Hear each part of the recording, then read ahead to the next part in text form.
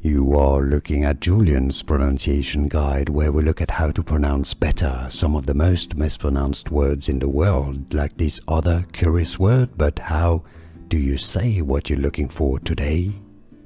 Let's learn how to pronounce those two words. They have the exact same pronunciation.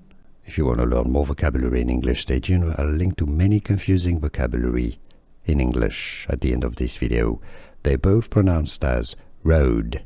Top word is a road, where you drive your car, for example. Road, a road. The bottom word is the verb to ride, the past tense of the verb to ride, as in I rode a horse yesterday. Road is how those words are pronounced, both of them. Road.